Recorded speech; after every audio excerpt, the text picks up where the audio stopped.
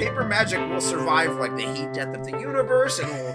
Oh, it's a smuggler's copter. Would you like to crew this? And then it crashes because they don't understand arithmetic. All your cards belong to me. 2 minutes into macing him in the eyeballs, I switched to pepper spray. He's like, it's all right, refreshing. And went back to the race. Magic is dying. I'm done. Selling everything. I might be a hoarder. And yes, I don't have the crayons or glue to explain this to you right now. What, are you gonna die twice? Oil will be worthless before magic cards will. well, okay, Dr. Man. That's Mr. Dr. Professor Jason. Let's do this. We're podcast. This is the podcast, JJ. Yes. This is the podcast. I don't care how long it takes Corbin to do his thing. We're starting. The clock is ticking. Well, in that case, welcome in, everybody. It's Brainstorm Brewery. Was that good enough for you, Jason? No. Do it No? again. All right, here we go. And welcome in, everybody. It's Brainstorm Brewery. I'm Corbin Hostler. Okay, now How do it, was but that you're better? like an old-timey sea captain. I don't know how to do that. All right, that would have been a great riff. What's up, mateys? We're in for a rough ride tonight. It's Brainstorm Brewery. We got the white whale, Corbin Hostler.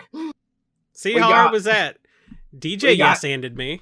We got resident Ishmael Hunter, the beer hunter himself, Jason Alt. Jason, I gave that one, you know how they say the mind is the greatest computer, all that. I gave that one like a split second of thought. I was like, do I want to go down this road?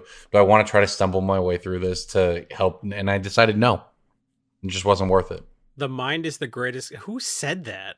And that's why you're the Moby Dick in this scenario. Who said the mind is that a Mark Zuckerberg quote? Because that guy is the greatest robot.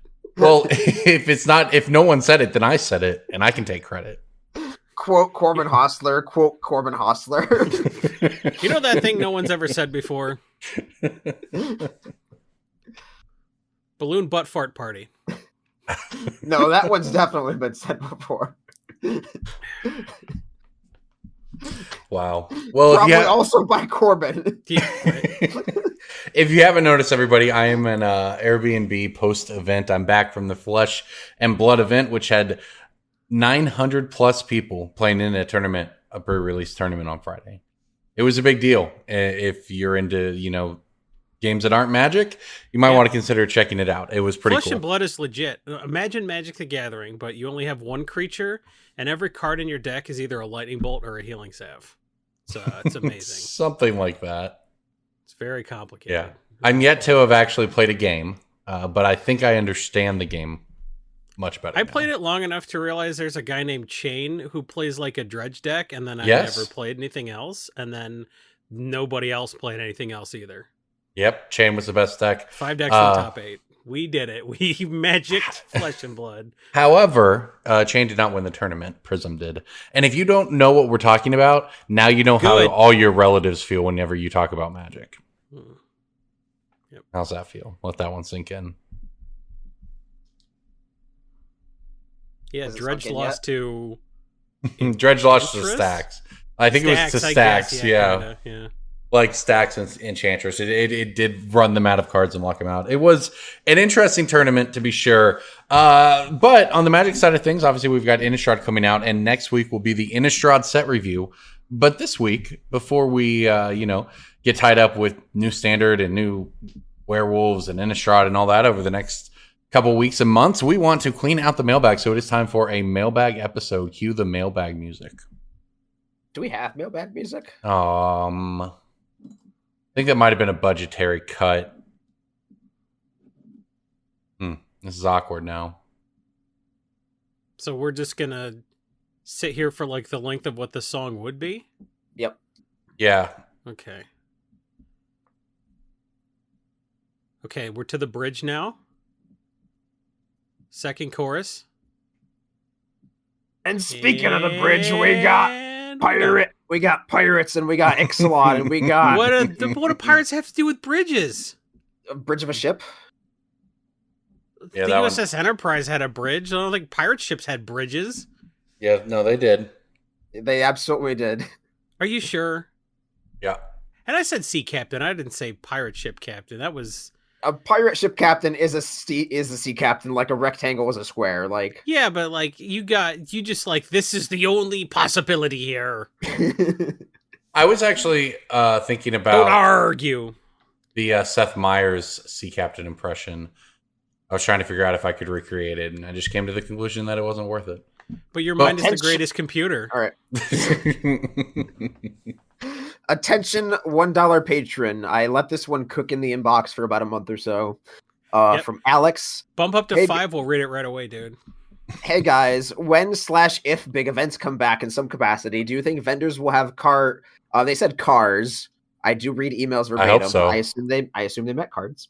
Will have cars priced differently than before the pandemic. Like, will they either want to dump cards so they'll be cheaper than market, or they haven't taken enough inventory so they'll be more expensive than market? Same for buy listing. Thanks, Alex from Grand Rapids. Also, fuck Ohio. It's so boring. All right, so before DJ gives you an educated answer, I want to say what my layman's view of the situation. And my take is that the first GP will be insane for dealers buying cards. They're going to want to buy everything they can possibly buy. And people are going to have a lot of cards that they normally would have sold for 2 years. So there's going to be a backlog of selling stuff for sure. So Check out prices will probably DJ. be really bad, I would think. If everyone's trying to sell, even if dealers really want to buy, they've been able to buy list online, kind of. So, like, I imagine there will be a lot of people wanting to sell, and prices probably won't be Maybe. competitive.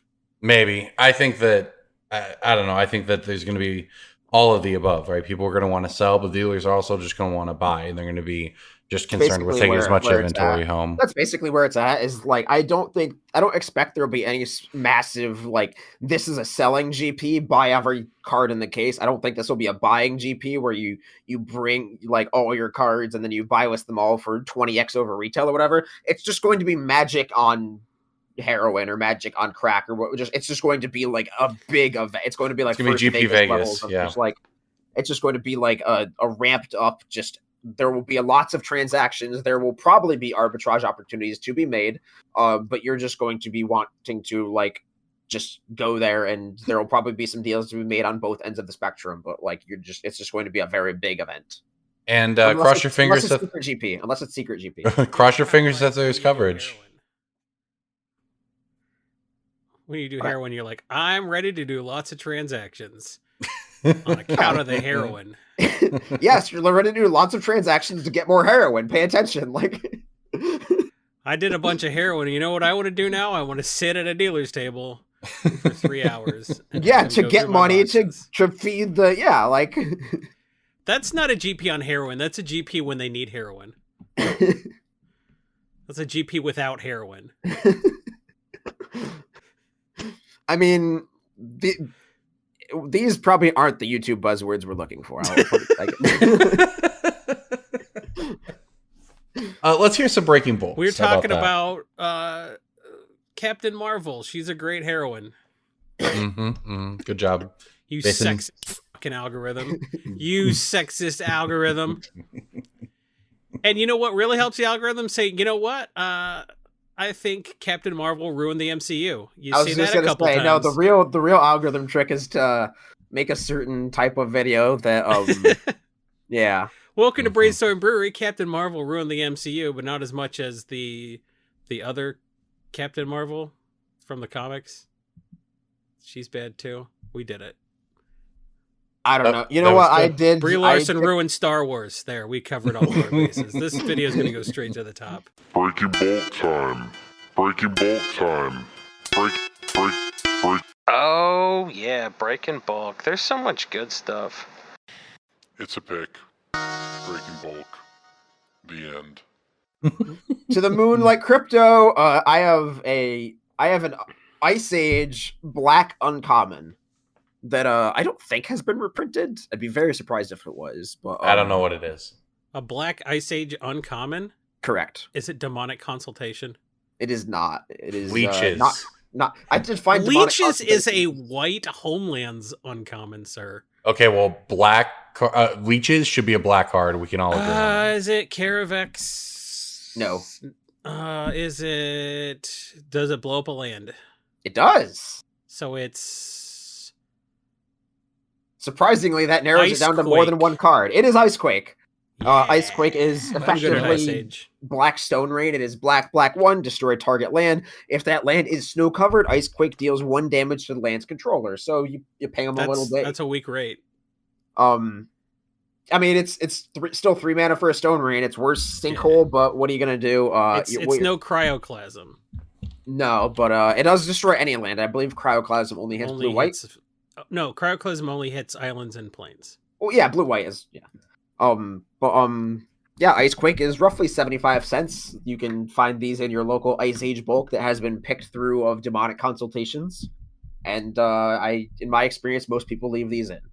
So in honor of Innistrad, we're going to Dark Ascension here. Set has very few cards worth picking. But one of them is this colorless uncommon. Oh, Chalice of Life.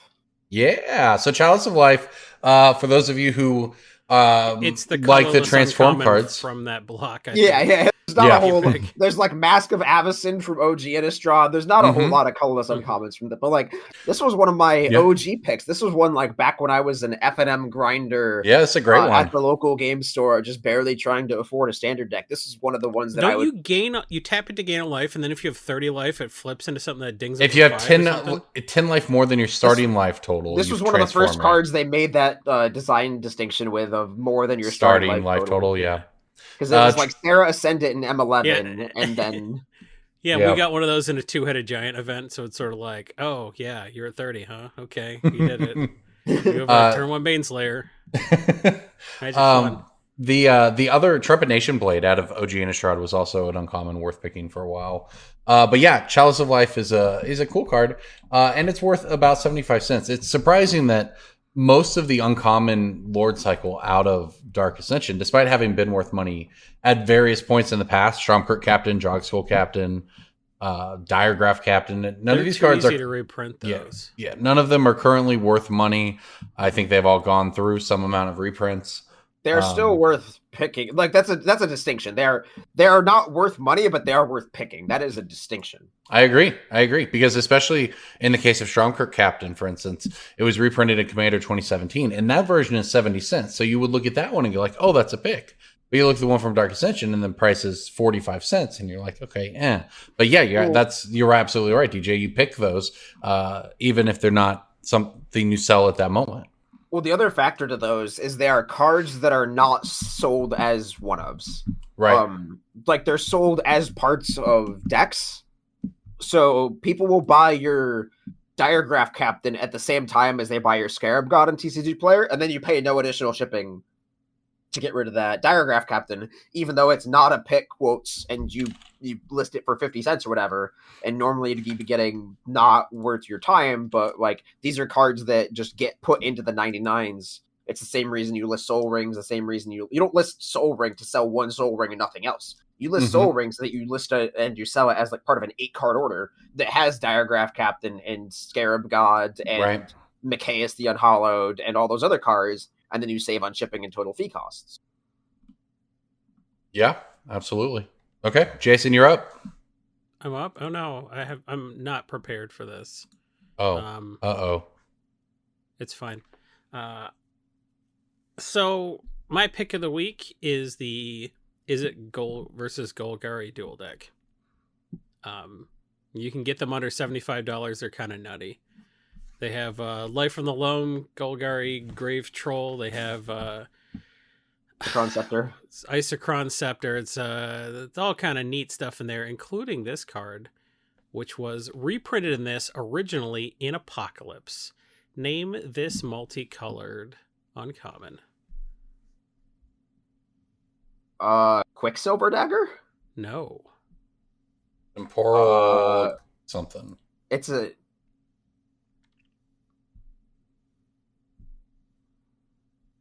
Putrefy wasn't Apocalypse, was it? No, Putrefy was Ravnica. That's right. Yeah. I wasn't sure if I had one before that. Apocalypse multicolor uncommon. I think Apocalypse had a 6-mana thing where you destroyed a creature and got saplings equal to its CMC. Yo, yeah. It had Death. It was like 8 mana. It was like 8 mana or something absurd. I think it was 4 green and black, or maybe 6 of green and black. 6 of green and black seems. It is. No, I know what you're talking about because there's a cycle of those There's the blue one that makes saprolings and bounces. Yeah. And then the Artifact green white mutation one, or the green white one mutation. shatters and makes saprolings, but the black green one is 8 mana. We're super off track here, but that's No, fine. the red green one shatters. The green white one blows up an enchantment.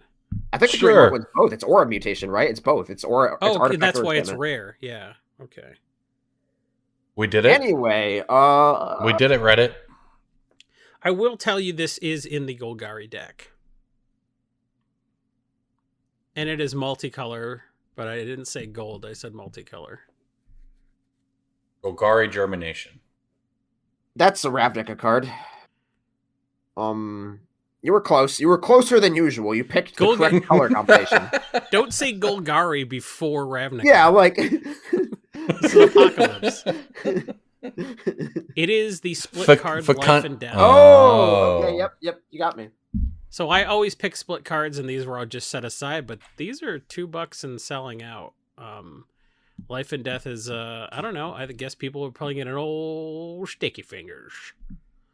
Old Sticky Fingers is I think the actual most built deck. I think everyone's building that stupid werewolf deck to be like, no, we love werewolves.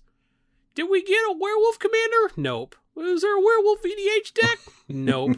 Well, can I use my Moon Mist on the new werewolves? No. I'm gonna build it anyway. You do that. You show wizards. Oh, if we all really believe and we all build a werewolf deck and put them all on every site that EDH Rex scrapes, the wizards will have no choice but to give us the werewolf commander we've been asking for a decade. And no, they don't have to do that, and they won't. And you can die mad about it because Wizards is Team Edward, and they don't care about werewolves at all. I like how the average werewolf player hasn't hit puppy puberty yet in this scenario. I want to build a werewolf deck. Good. And you have to use that voice. Like you have to change your voice to what all Jason the pieces are there, provided that your deck is 40% the artifacts that go in every tribal deck. So if you put Vanquisher's banner and coat of arms and enough crap in the deck that you Icon just put of a bunch of werewolves, yeah. There you go. Then your Immerwolf comes into play as a 7/6 adaptive automaton. Now you're talking. You're basically like horse tribal at this point. You swap out 10 cards, you're a horse tribal deck. Yeah, it's a sweet deck. I can't wait. Yep. So build that, you idiots. But if you don't want to build that, build the actual most built Old Sticky Fingers, which is a graveyard combo deck that enables my pick of the week also. So Life and Death. Whomst among us knew this would be a real card? Couple of bucks retail. This is what make a sapling or everything gets -1/-1. I don't remember what this one actually does. Make a sapling or return a creature from your graveyard to play, and you lose life equal to that creature's. It doesn't say mana value, but we all know that it's really mana value. I think the very first build of my Teneb commander deck had this back in the this was an FNM promo, and people were furious. They were not into this being an FNM promo. And an FNM promo is $5 right now, which seems too cheap to me. If you have these in your bulk, and if you have Apocalypse bulk, you've got these in it. But also you've got Apocalypse bulk, so that's cool. Oh yeah, Apocalypse is a very fun set to pick. Yeah, so you did it.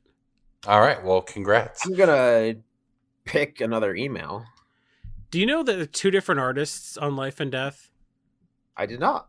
Yeah. Wow. All right. This is a question that could have a very long answer, but so it may not be correct to prove and pick it for a mailbag episode because it could be an entire episode, but we will try to do the other emails justice too. Question from a $20-ish patron. Ish is a weird. Mean? What does that mean? I'm hoping it is above the 19-ish threshold, I guess. It's from Mark. Don't dox them. Jeskra. Don't dox them. Hey guys, I am a $20-ish patron, and I was wondering, since you're all self-employed, what do you do in terms of pension savings? Is it all in Magic inventory that you will cash out of eventually? Do you have separate savings accounts, or will you simply live off your wives' pensions? Thanks for all the great episodes, Mark. P.S. Back in the day, there were plenty of Aladdins. That guy's not legendary. There were plenty of Aladdins, huh? You had the Disney Aladdin, then you had the direct to VHS Aladdin 2. Mm-hmm. Well, he you linked had us the with a live Wikipedia. action. Yeah. He linked us with a Wikipedia article to the name Aladdin. So we get have outta here. He recited his sources, Jason. Aladdin from 1001 Nights, Aladdin from the 1992 Disney film, the main character of Magi, the Labyrinth of Magic, So he Muhammad just Aladdin. linked the disambiguation page from Wikipedia. Get Yeah, outta he just here. he just crushed you in this, like Oh, preemptively. he crushed me ish. Okay. Wow, I like this already. To answer this question though, over the years, I guess you could say I went full time Magic in like 2015 or so. And over that time, I've had a mix of W-2 jobs within Magic and otherwise. So at times, I've had access to a 401k, but mostly I have a Roth IRA that I max out every year. Any money I have in Magic cards is money I have in Magic cards, and it's great. I don't really consider that. I mean, those are an investment, right? But that's not really something I consider part of my financial portfolio, so to speak, right? I just max out a Roth IRA. My wife has a retirement account as well, so we have college accounts set up for our kids, and you try to be as responsible as you can be with what's available to you as a contractor. Corbin's an idiot. Okay, here's the deal. You will not need a retirement account. A Roth IRA is not going to do shit when the going rate for a 20-ounce bottle of water is 7 bullets. Yeah. I am doomsday prepping. I could be taking money and putting it into a Roth IRA like a nerd, but I'm buying bags of food. I'm buying ammunition, and I'm buying matches. I'm buying camping supplies. I am doomsday prepping. I'm getting a beer. You I should be too. can't with this. New York is under... Every time you go on Twitter, there's a video of like 5 feet of water on the subway in New York, or like cars floating by in New Jersey. And you think, what are we doing to tackle climate change? Oh, nothing? Oh, okay, interesting. If you really think that when you're in your 50s, when it's time to retire, you don't think we're going to be in like either a Mad Max or Waterworld scenario? If you really think that's not going to happen, you're not paying attention. The world is going to collapse. Society will collapse. Bullets will be the new currency. I'm trading my Magic cards for ammunition right now. So, to answer your question, I'm employed by EDH Rec. I have several writing gigs. I max out a Roth IRA every year. I'm contributing to my own retirement. But also the doomsday prepping, though. That's real. That's a thing I'm doing. I cannot imagine a more complete answer to your question. Yeah, I mean, I think that's the Roth IRA is one of those things that I have had on my to-do list for the past like 2 or 3 years. It continues to get put on the back burner, which may or may not be the best decision. It's like it's like the opposite of how you want to do your stock market. I investing. understand. Corbin. When I was in pharmaceuticals, we had an insane employer 401k match, and I was putting a shitload of money in that. So like that's growing nicely. So like I had a sizable 401k going into it. So we're all self-employed, quote unquote, through Magic, but that doesn't mean we don't each have a half dozen irons in the fire. So between all that, we have sources of income where we are putting money away. Mine is basically all Magic. Mine is 6 different Magic things. Yeah. Mine is like exclusively my personal store / business, and then that's basically it at this point. I have 2 main investments, Liliana and Soren. Not the cards, my kids. I will go live with them.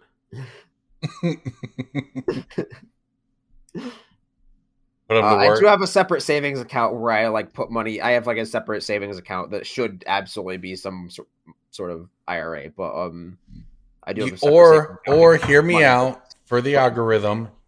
Crypto. What if you had your money tied somewhere where it's not tied to the performance of the stock market, which is very susceptible to large systemic shocks from climate-related events. Just Oh, I thought. Wait. No, I thought you were gonna say that the stock market was susceptible to large systemic shocks from like incels buying GameStop. Yeah. Like, or from Bane coming in and be like, I'm Bruce Wayne. They're like, I don't think you're Bruce Wayne. You're like, I am Bruce Wayne, and I'm selling all my stock, and now he's broke. They're going to repossess Wayne Manor because of what I did at the stock market today. And everyone there's like, is that how this works? And then everyone in the theater's like, probably. all right. Mason Grode, missing mail in all caps. I don't think they're referring to us missing their mail. They're referring to something else. Is it We don't miss any MALE? mail. Yeah, Hi, they're Brew dead. Crew. we don't miss mail. I've been listening to you guys for the past few months, and I love the content.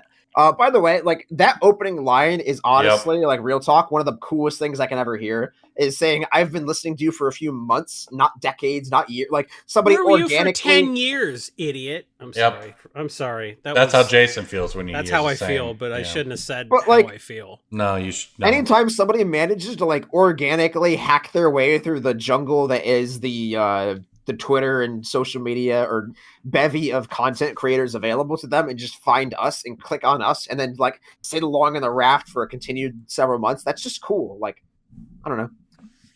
I started an LLC for selling cards as of May of this year, and it's been a wild ride. See, the raft analogy paid off. I've navigated through the learning curve of being a new seller on TCG Player fairly well, but something odd and unfortunate has happened within the past couple weeks. I've hit an all-time record of people claiming their mail didn't arrive, almost to the point of 25% of my sales are missing. This has hit me pretty hard, and I was wondering if you guys have any advice on what to do from now on. Yeah, Thank you. Also, Don't wondering, vote Republican. Good advice, Jason. That'll do it. We can fit a maximum of 2 Jason political rants in an episode, and you're verging on 3. Listen, if you're doomsday prepping and you're not Louis DeJoy prepping, a man who could have been removed from his job 9 months ago and still hasn't, you should be prepping for DeJoy. I guess that is a real thing where stuff just doesn't show up. That's happened to me on my Twitter sales too, and it pisses me off. If you are reaching 25%, that is an extremely like dangerous threshold. Like that's a very, very big number that you should be worried about. Like 1 to 4%, like even 4% is like a little high. I sit in between like the 2%. Like I think I bumped up from 1 to 2% over the past year and a half or so because of USPS systemic changes. But if you're reaching a 1 in 4 odds, like you need to immediately stop sending things out and contact your local USPS like person to find out like what's going on. You don't dox them, but I wonder where they are. You know? Well, what they're having there is a really localized problem, right? Even you tell me that there's some kind of issue at either the one most, the one closest to you, like somewhere just along the chain, right? There's some kind of USPS problem that is recurring and you're getting caught up in it. So if you can try to, you're surely not the only person who complains. So just reaching out, you might get someone who gives you information, and then they might say, well, if you're having, try this post office instead, and you may be able to find some workarounds. There's a small chance that it could be something with the machine like destroying things the way you're packaging them. Yeah. Not to victim blame or whatever, but like there is a specific number of cards you can fit in an envelope, a plain white envelope that will go through the machine successfully. You can generally fit a card like up to 10 cards. You could technically do like 12. That's cutting it real close, but like 10 cards in a plain white envelope against a top loader team bag, and that will go through the regular machine. So I don't know what size envelopes you're using. There's like variables with like the amount of paper you're putting in with packing slips, like that kind of stuff. It's just a lot of different explanations for what could be causing the like problem. 25% is an immediate like cease operation, stop sending things out until you figure out what's wrong, or sending everything with tracking, which I assume you're not willing to do, which you shouldn't. Like, yeah, I mean, the first step, you're just gonna have to do some detective work, right? Like, because there's a bunch of different explanations for what could be causing that kind of a problem, and if nothing, it's what you're doing has changed from when you weren't having issues to when you are now. That's you're just gonna have to. This year is when he started, so yeah, you're just gonna have to Detective Pikachu your way out of this one to figure out where in the process the issue is occurring. But I would reach out, see if you can get a hold of a manager at the post office and the supervisor, see if they can point you in the right direction. By Detective Pikachu, he means be an absent father. Just be a Ryan Reynolds and buy a phone company, buy a mobile phone company. We'll solve all your problems. Yeah, I don't watch commercials, so I don't know what Mint Mobile is. All right, next this, email. This is a bunch of paragraphs, but I think it's a good one. Well, organizing what's their patron level? Organizing/shipping questions from Colin Madison. Hey guys, I have a comment about proxies to satisfy Jason's curiosity. Parentheses, because I am the person in the middle of the Venn diagram he was looking for. I don't remember what reference that was, but and a question about inventory management tools. First, I am pro gold borders and anti-proxy because proxies create power creep over time in stores and play groups that gold border cards do not. The power level meta in a group are seen as self-correcting. If someone shows up with 5 proxies and has an edge, the next thing you know, everybody has to do that to keep up, and then it's 10, and it's a perfect mana and escalation to power levels. When looking at a single game night, there isn't much difference between the two, but gold borders don't give you a slippery slope that proxies do for gradually boiling the frog and poisoning the store's environment over time. I don't want to just have fun today. I want to keep having fun over time. Card price and availability isn't a perfect way to keep power creep from happening, but it goes a long way to sustaining casual metas. Or buy real cards. Yeah. Okay, know. that's reasonable. I'm not going to shit on you for that. You defended your position well. And plus, the whole premise was that I think people like you don't exist. So they do exist. Got him. Fair. Right, keep going, DJ. Got him ish. That's like a rare admission of like something. I don't know what that was, but that's a rare admission. I of something. acknowledged his Existence. right to exist. Question time. My question: what systems do you use for electronic inventory control? Scan in, scan out. I've got Delver Lens, which is fine for small batches, but I would never scan in a new collection with it. Too slow with duplicates and too inaccurate. I currently use Deckbox for overall inventory, but would love to hear if there are better options and what you guys do to keep your inventory accurate and save hours and hours of scanning or entering cards. Huge fan of the podcast. Parentheses, sometimes even Corbin. Thanks, Colin. Sometimes. I only inventory the stuff I have for sale, which I have the stuff, which DJ would call backstock, and then I have the stuff that is listed for sale. That is what is inventoried, and I use the inventory of the selling platform. Yep, that's basically what I do. I have YouTubers can see the 5 rows behind me. Bunch of 5 rows goes all the way down the office. That's all the backstock, and then a couple of these 5 rows are TCG player inventory. I have a significant enough number of non-online orders from just like people messaging me that says, do you have X? That it is not worth me listing all of this. I'm currently a one-man operation and I don't have time to list 70,000 cards on TCG player and then pick those orders all day and buy and price and sort and file and list, etc. So I have my TCG inventory, which is roughly 10,000 cards or so. And then the rest of it is sustained via buy listing, arbitrage, etc. And so the TCG inventory of 10K cards, like Jason said, is just what I have inventoried. All the other backstock 5 rows are set sorted and alphabetized, but they are not like managed via a spreadsheet or a collection tracker system in any way, because there's no feasible way for me to do that as a single person. Yeah. That seems reasonable. While we're on the subject, though, I do want to point out those boxes behind DJ and note that those are all BCW boxes.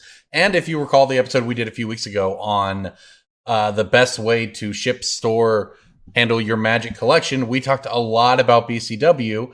And then DJ got in touch with them. Turns out they liked it, and they liked the episode, and they are offering a discount to anybody who wants to get some boxes or any of their other supplies sorting themselves. Trays. So if you don't have BCW sorting trays, they will change your life. DJ has a video where he talks about how to use one sorting tray alphabetically to sort by set. I have 4 sorting trays because there are under 100 expansions, and I put every expansion in its own little slot, and then I have other stuff off in the little cups they have in the sorting trays. They are magical. Mm-hmm. You see the 4 sorting trays behind me? Those are BCW, baby! You can get 10% off if you use our promo code. That's very significant. Order 10 of the sorting trays and split them with your friends. Everybody could use one BCW sorting tray at least. So you'll be a hero if you buy a pack of 10 and then divvy them up. Yep, there's a link in the description. Please use the affiliate link. It does help us out a little bit. And then promo code brainstorm, lowercase. I don't know if case matters, but lowercase brainstorm gets you 10% off your entire order. And then you also get free shipping on top of that when you hit a certain dollar threshold. Remember, we're not shills for BCW. We literally gave them a ton of free advertising, and then we got mad that we did that. And then we went back and retroactively put a deal in place. That's what happened. I know we sound like shills, but no, it seems reasonable. We just literally just use their products because they're useful. So take our advice. Yeah. All right, DJ, next email. What do we got from Jordan Ewers? Hey, Brew Crew, patron email. With the new unset coming up, what is the chance that the rules committee will unban silver border cards again? If so, what would you say are good buys in case of the unbanning? Full disclosure, I've already sunk $200 into things I think will go up in case of it. Thank you, Jordan the Incorrigible on Twitter.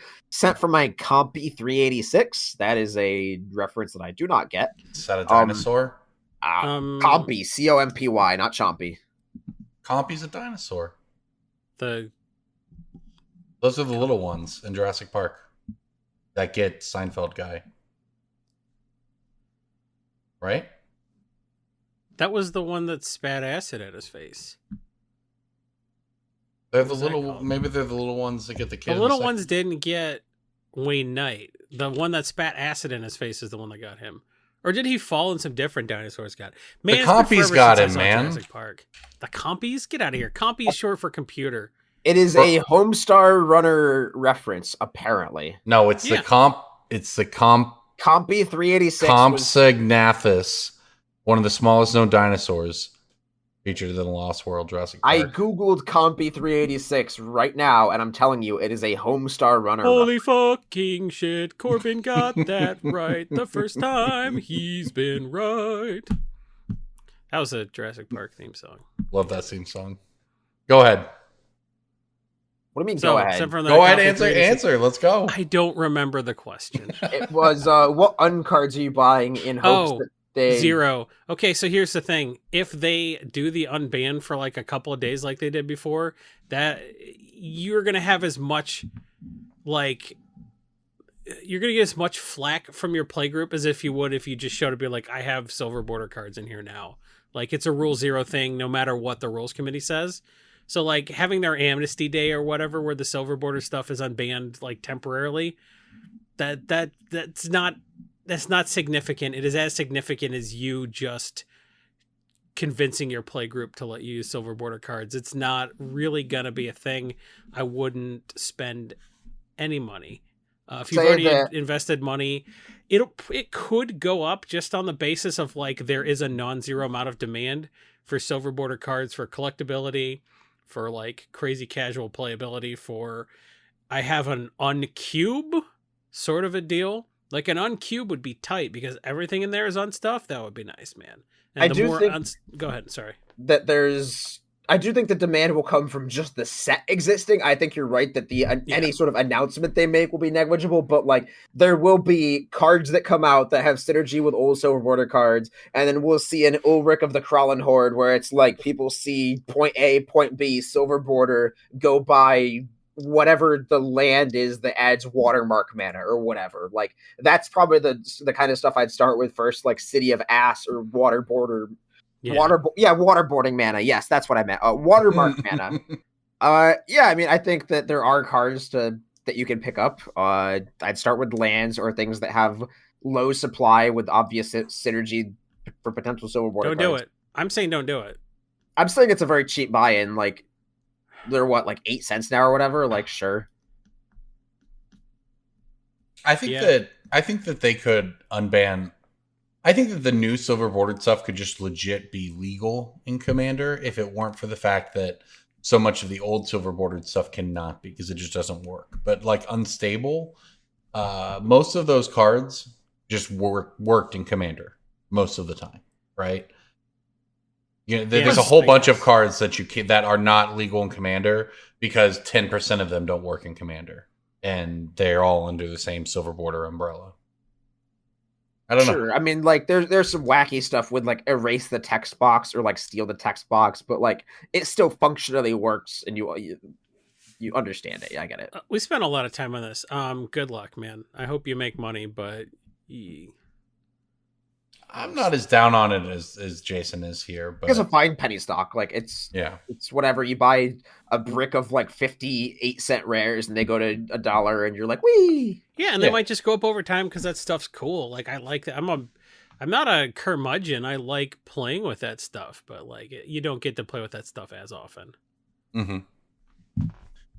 All right, next up, it is time for Pick of the Week, brought to you as always by this podcast sponsor, MTG Stocks, where we go to look up all of this stuff. Since mtgstocks.com will give you the interests of all the cards that have gone up on a daily basis, on a weekly basis. You can look at sealed product. You can look at what the cards are pre-ordering for, and you can navigate to several different websites to buy cards from there. So we use MTG Stocks for all of our price tracking needs, which in this podcast case is quite a few. It's almost exclusively how I make my picks of the week. It almost exclusively, he said, lying. You're being modest, Corbin. It's how you pick all your picks of the week. Exclusively, you could do your own pick of the week at the LGS. It's like a magic trick. You're like, Alakazam, I can tell you a card that's gonna go up. And then you tell them, they're like, wow, that price is already up. And you're like, I knew it. I picked a card that's going to go up 2 days ago. MTGstocks.com. Astound your gullible friends. That is an accurate description of how you make your picks. Pick of the week, pick of the week, pick of the week. Time for the pick of the week. We did the thing. All right. So I have a card that has bottomed out from its pre-release hype and peak. It didn't really have any hype. This card was caught up in the turbulence of Modern Horizons 2. A lot of more flashy cards. This is just sort of the generic Mythic Angel of the set that I think has a potential to quietly creep up to 7 or 8. This is Sarah's Emissary. It is a 7-mana 7/7 flyer. Enter the battlefield, choose a card type. You and creatures you control have protection from the chosen card type. You can choose creatures and just kill people. You can choose artifacts. You can choose whatever you want, really. It's probably mostly just creatures, sorceries, and artifacts. But it's just a big angel that will kill people, and it's like $3. So this is a card that I think will stay under the radar. It's not something super talked about. It's not a frequently discussed card. I just think that this will quietly get slurped up by non-competitive players over the time. Don't say slurp. I don't know why. I like that one. I don't like the word slurp. I just realized that. Some people like, I don't like the word moist, and I'm like, oh, you're a wuss. What's wrong with that? And then he said slurp. That was the it flavor for you. text on convolute, something like the spell was counter with a satisfying slurp, and I was like, ugh. I don't know. Nothing good has ever been slurped. What about like a frosty? You eat a frosty with a spoon, you heathen. Or your French fries. Or French fries. Because Wendy's French fries are unacceptable. They're bad. Fine. I think they're fine, but I mean, they're not French like... fries are unacceptable. McDonald's French fries are F tier. They are the That's gold a hot take. standard. Yeah, that's a hot take, DJ. I don't really eat fries, but McDonald's fries are like the only fries I like. My goodness. They're so tiny, they're not usable. Incredible. Oh, so you like steak fries? I like Burger King fries. Burger King fries are like A tier. Burger King fries are the worst fries. They redid them. They were that bad. I'm just shocked.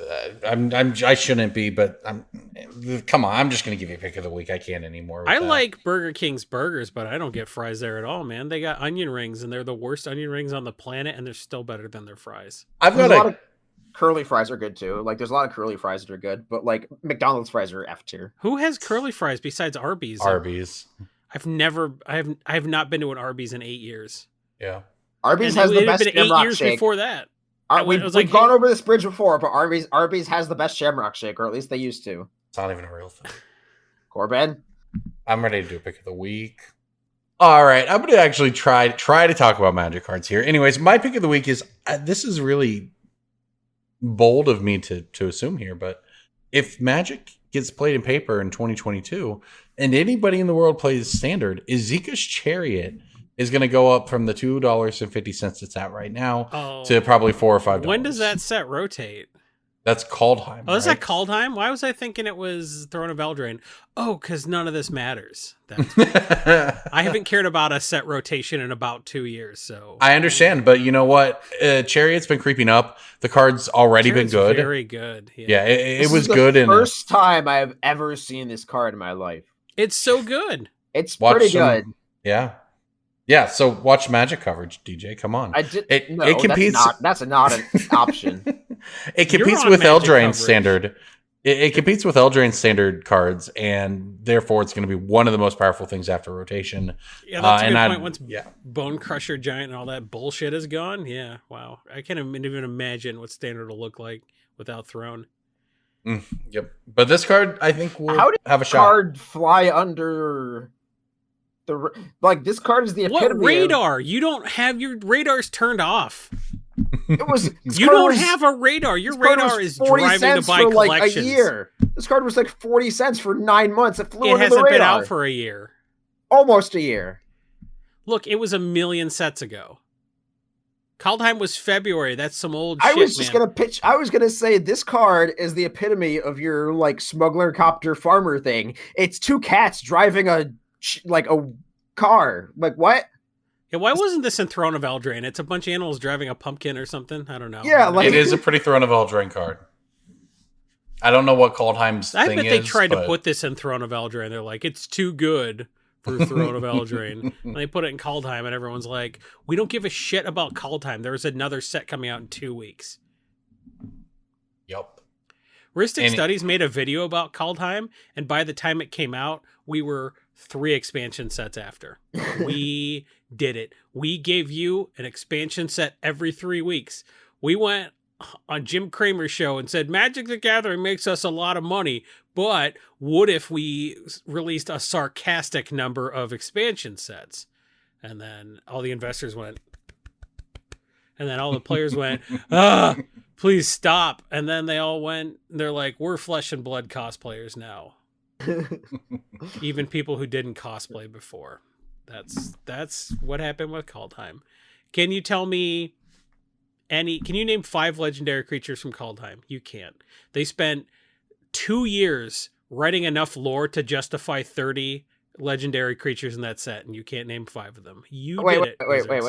We've gone through 3 pitches this week, I think, or ish. MTG stocks, the one that's yet to come. BCW. No, in the BCW, yes. So we have attempted to secure some of your funds for other people, but we have not attempted to secure your funds for us. So Jason did a cosplay for this podcast. He was Guy Fieri a very long time ago. Corbin was some unidentified merfolk basketball player. I don't know what he was.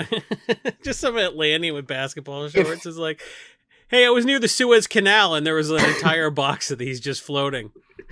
If we hit the 500 patron threshold, we haven't done this in a while. If we hit the 500 patron threshold, I will have my wife make me a flesh and blood cosplay of the voter's choice. Wow. We Flesh and Blood podcast now. I don't know anything about the game. These two were talking about it at the start of the cast. I have no idea what the they were saying. But there's our one F word. But the game is not complicated. It's like you have 3 cards in your hand. Are you going to attack with them or block with them? And you're like, I don't know. And you're like, yeah, you're getting it. If we hit that threshold, which can be accessed for as little as $1 a month, which will get you access to the Discord. Come on, it's 20 or it's not a dollar amount episode. threshold. It's a number of patrons threshold. 500 patrons. I will cosplay whatever y'all want. Vote in the Discord for all I care. Yep. Cool. We did it. I like it. Jason, give me a pick of the week. My pick of the week is Necrotic Ooze because of Old Stick Finger. Stick Fingers lets you put stuff in your graveyard, and it's a graveyard combo between Necrotic Ooze, which is $5, and Phyrexian Devour, which is 90, I think. I don't know. It's on the reserve list. So get your Necrotic Oozes now. I love that card so much. Oh, yeah. It's always just kind of good. And it's always a combo with the Phyrexian Devour, and they'll print another card that combos with Necrotic I Ooze would specifically soon. recommend getting the Secret Lair versions. Because it has one. The Secret Lair Oozes all looked pretty cool. It all looked like Super Jail. So that was a cool Secret Lair. I like that one. The Void. I play with the I like Void that Slime, one the too. Skoos. I like. Did you say I like that one? Did you say I like that one? No, he said I like that one. Oh, stop it. Oh, it's like Right in the microphone. I said I like it's like that one too. RSMA. It's whatever the opposite of I ASMR. I don't know what that means, man. Oh, yeah, I'm getting didn't know dunked that? on for the audio quality in an When we Airbnb. stream- Come on.